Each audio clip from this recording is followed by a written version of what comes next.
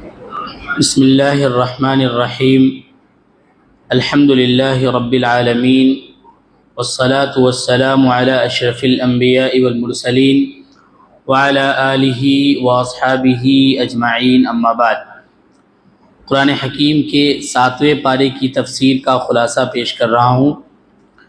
اللہ رب العالمین ارشاد فرما رہا ہے، یا ایہا الذین آمنوا لا تحرموا طیبات ما احل اللہ لکم ولا تعتدوا ان اللہ لا يحب المعتدین۔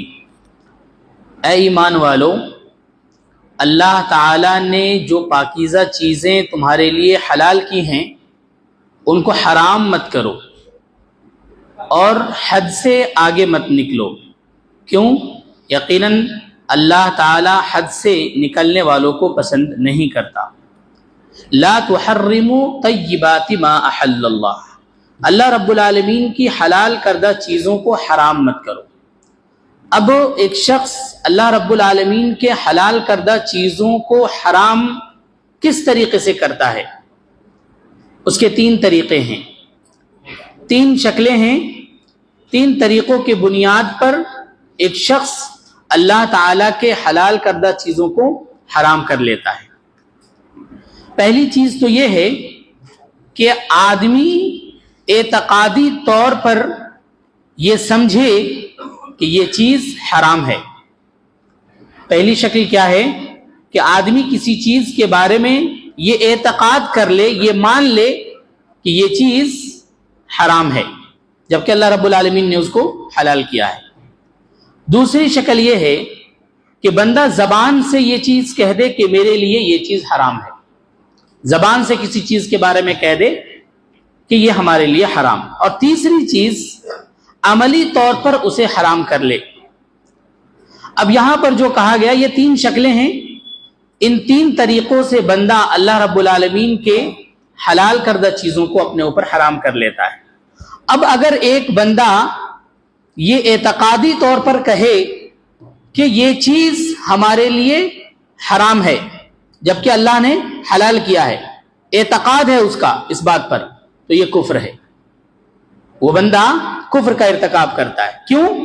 اللہ رب العالمین نے آپ کے لیے وہ چیزیں حلال کی ہیں اور آپ یہ اعتقادی طور پر یہ کہہ رہے ہیں، آپ کا یہ عقیدہ بن جا رہا ہے کہ یہ چیز ہمارے لیے حرام ہے، تو گویا کہ اللہ رب العالمین کا انکار ثابت ہوا، اسی لیے یہ کفر ہے۔ جو دوسرا طریقہ ہے کہ قولی طور پر کہ اللہ کی قسم میں یہ چیز نہیں کھاؤں گا، اللہ کی قسم میں ٹھنڈا پانی نہیں پیوں گا، ایسی بہت ساری چیزیں ہیں جو اللہ رب العالمین نے حلال کی ہے اور وہ زبان سے یہ بات کہتا ہے، قسم کھا کر کے کہتا ہے کہ میں استعمال نہیں کروں گا۔ یہ چیز اس میں کیا ہے؟ کیونکہ اس نے قسم کھایا ہے، تو اس سے ہٹنے کے لیے، کیونکہ اللہ نے حلال کیا ہے، آپ حرام کر رہے ہیں اپنے زبان سے، تو اس میں چاہیے کہ ایک بندہ اگر ایسا عمل کر لے تو وہ اپنے قسم کو توڑ دے اور اپنی بات کو واپس لے لے۔ اب قسم کو توڑے گا تو پھر قسم کا کفارہ بھی ہے جو اللہ رب العالمین نے یہاں بیان کیا۔ قسم کو توڑنے کے جو کفارے ہیں وہ 3 کفارے، 3 چیزیں۔ پہلی چیز کہ 10 آدمیوں کو اوسط درجے کا کھانا کھلانا یا کپڑے پہنانا، یہ پہلی چیز۔ 10 آدمیوں کو اوسط درجے کا کھانا کھلانا یا کپڑا وغیرہ کا انتظام کرنا۔ دوسری چیز قسم کا کفارہ ہے کہ ایک غلام آزاد کرنا، تو وہ دور اب نہیں ہے۔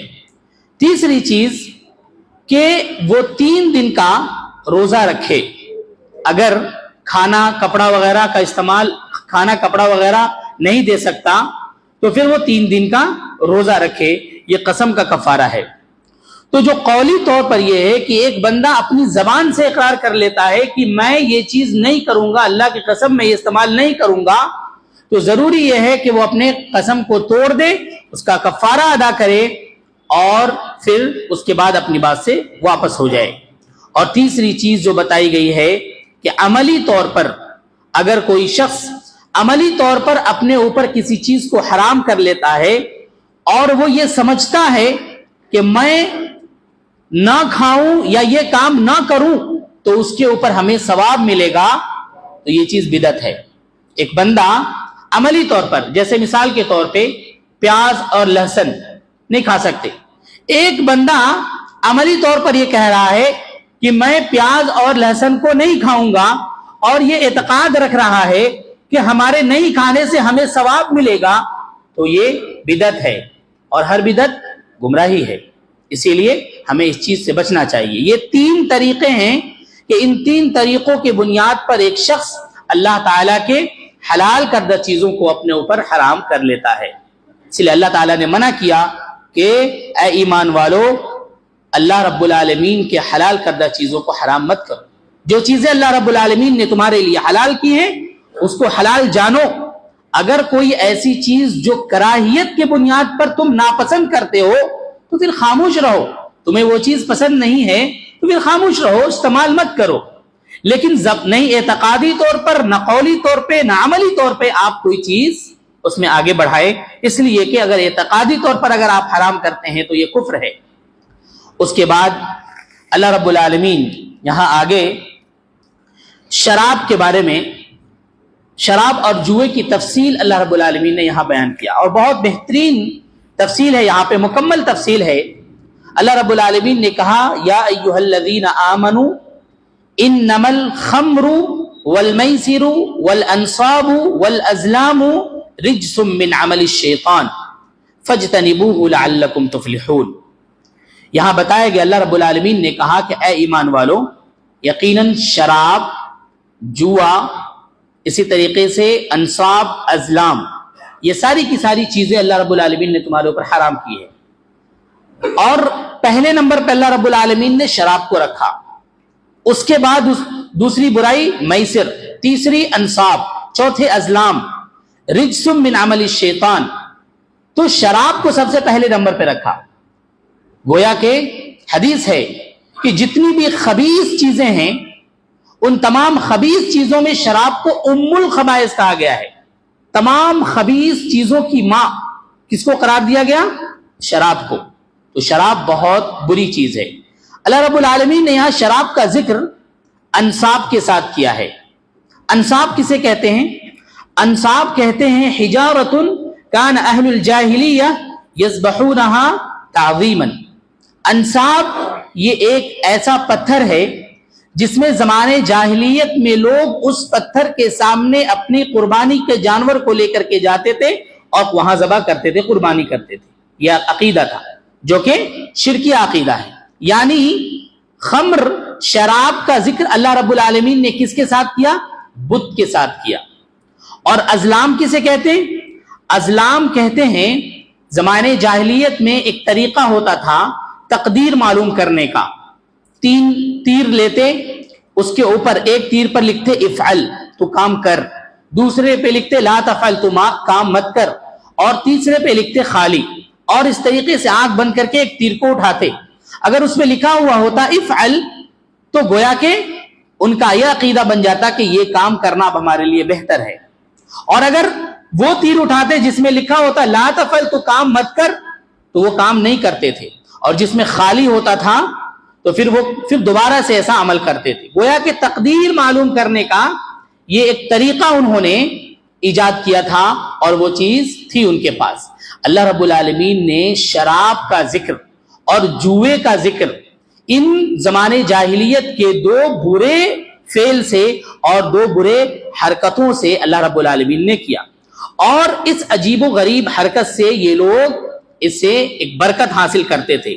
اللہ تعالیٰ نے ان دونوں مشرکانہ حرکتوں کو یہاں ذکر کر کے یہ بتانا چاہا کہ شراب کتنی بری چیز ہے کہ یہ لوگ جو اللہ رب العالمین کو چھوڑ کر کسی اور یعنی پتھر کے سامنے جا کر کے وہاں عبادت کرتے تھے، یا اسی طریقے سے تقدیر معلوم کرنے کا جو طریقہ ہے، ان 2 بری خصلتوں کے ساتھ اللہ نے شراب کا ذکر کیا۔ وہ ہے کہ ایک آر دلانا چاہ رہا ہے کہ شراب کتنی بری چیز ہے، یعنی شراب کتنی بری، کیونکہ شروع میں ایام اسلام کے شروع دور میں شراب حرام نہیں ہوا تھا، صحابہ کرام شراب پیتے تھے، بعد میں شراب کی حرمت آئی ہے۔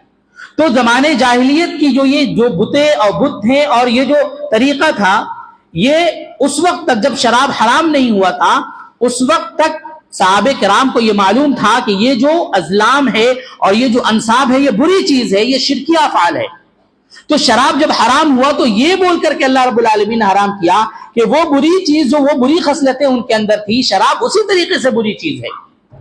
انما الخمر والمیسر، اور خمر کہتے ہیں شراب کو. اللہ رب العالمین، اللہ کے رسول صلی اللہ علیہ وسلم نے کہا کل مسکر خمر، ہر نشہ آور چیز کیا ہے؟ ہر نشہ آور چیز شراب ہے. کل مسکر خمر، ہر نشہ آور چیز شراب ہے. ہم شراب کو کیا سوچتے یا دیکھتے؟ وہ جو بوتل میں ہوتا وہی شراب ہے، بلکہ ہر وہ چیز جس کے اندر نشہ ہو وہ شراب کے زمرے میں آتا ہے. کل مسکر خمر وکل مسکر حرام، ہر نشہ آور چیز شراب ہے اور ہر نشہ آور چیز حرام ہے. تو اللہ رب العالمین نے شراب کو حرام کیا. اسی طریقے سے یہاں بتایا گیا والمیسر، میسر کی تعریف کی گئی. میسر کسے کہتے ہیں؟ تو میسر کہتے ہیں کہ ایسا لین دین جس میں ہار اور جیت کا تصور ہو. جوا، میسر کس کو کہتے ہیں؟ جوا، جس میں ہار اور جیت کا تصور ہو. جیسے کہ بہت طرح کی لاٹری ہے، یا آج کے دور میں لوگ فٹ بال کرکٹ وغیرہ میں پیسے لگاتے ہیں، ہار جیت، یہ ساری چیزیں حرام ہیں، یہ جوا حرام ہے. اللہ رب العالمین نے ان دو خصلتوں کو، یعنی شراب کو، جوے کو، انصاب کے ساتھ اور ازلام کے ساتھ ذکر کیا. اس کے بعد آگے اللہ رب العالمین نے کہا رجسن، یہ انتہائی بری چیز ہے. کون؟ شراب. شراب یہ انتہائی بری چیز ہے. رجسن کیوں بری چیز ہے؟ اس لیے کہ ایک انسان جب شراب پی لیتا ہے تو اس کے عقل کے اوپر پردہ پڑ جاتا ہے، اسے کوئی چیز نظر نہیں آتی.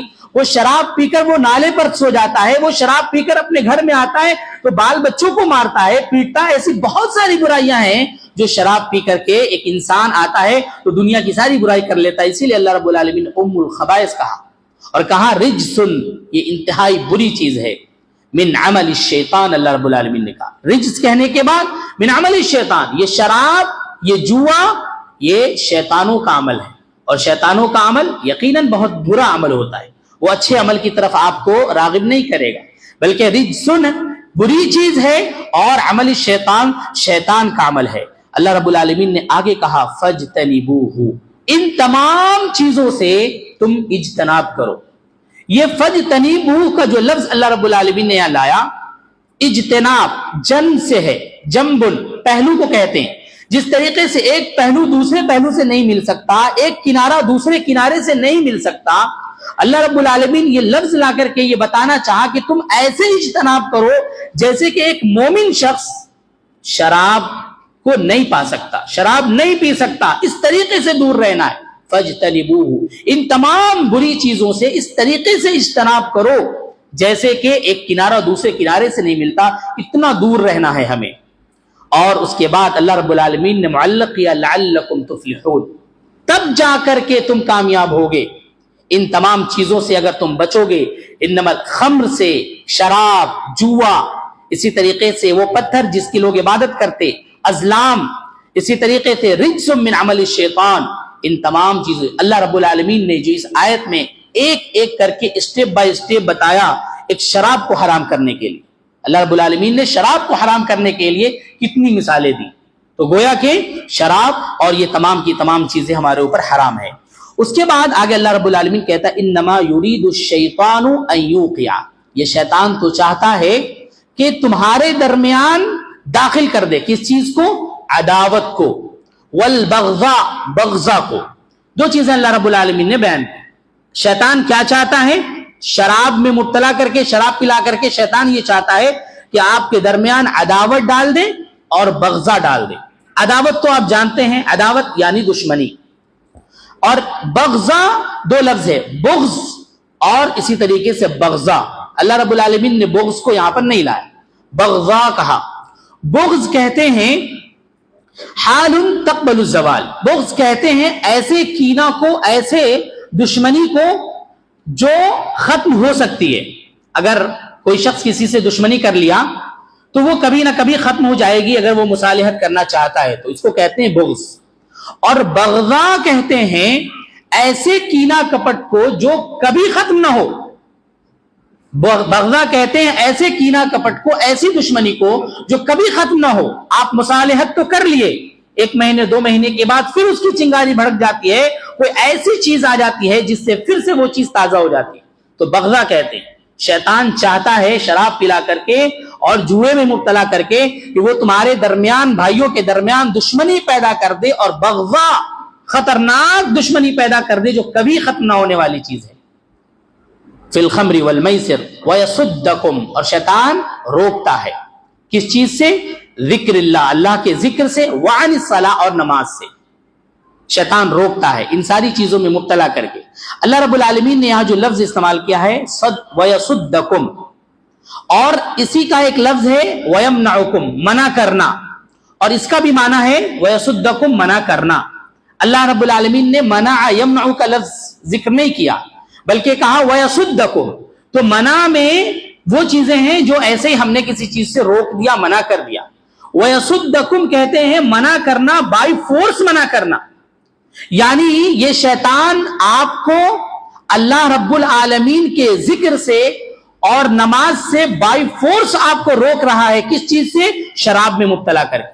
کیونکہ ایک انسان جب شراب پی لیتا ہے تو مکمل طور پر اس کی عقل کے اوپر پردہ پڑ جاتا ہے، اور بائی فورسلی آپ اس کو بولتے رہیں کہ چلو مسجد کی طرف نہیں جاتا. دیگر گناہوں میں اگر ایک شخص مبتلا ہے آپ بولیے تو اسے سمجھ میں آتی ہے بات، لیکن اگر ایک انسان شراب پی لے تو آپ بولتے رہ جاؤ، اسے کچھ فرق نہیں پڑتا. شیطان آپ کو شراب پلا کر جوئے میں مبتلا کر کے آپ کو چاہتا ہے بائی فورسلی کہ اللہ رب العالمین کے ذکر سے تم ہٹ جاؤ اور نماز سے غائب ہو جاؤ.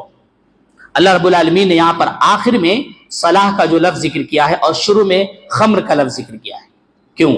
شراب کو ام الخبائث کہا گیا ہے، اور ان ساری چیزوں سے اگر آپ بچ جائیں تو نماز کو اللہ کے رسول صلی اللہ علیہ وسلم نے ام الطاعات کہا ہے. نماز تمام اطاعات میں سب سے بہترین اطاعت ہے نماز. تو جہاں ام الخبائث شراب ہے، اس کے مقابلے میں اللہ رب العالمین نے یہاں ذکر کیا نماز کا، جو کہ ام الطاعات ہے. تو ان ساری چیزوں کو یہ جو تفصیل اللہ رب العالمین نے یہاں پر بتائی ہے یہ کسی اور کتاب میں نہیں ملتی، کسی اور مذہب میں بھی نہیں ملتی اس طرح کی تفصیل.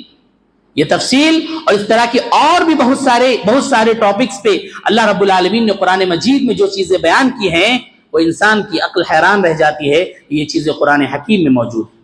یہ چند چیزیں تھیں. اللہ رب العالمین سے دعا ہے الہ العالمین ہم تمام لوگوں کو نیک بنائے، قرآن اور حدیث کے مطابق زندگی گزارنے والا بنائے، تمام گناہوں سے ہم تمام لوگوں کو محفوظ رکھے. یہ رمضان کا مہینہ چل رہا ہے، زیادہ سے زیادہ عبادت کرنے والا، زیادہ سے زیادہ تلاوت قرآن کرنے والا بنائے. آمین. وما توفیق الا باللہ.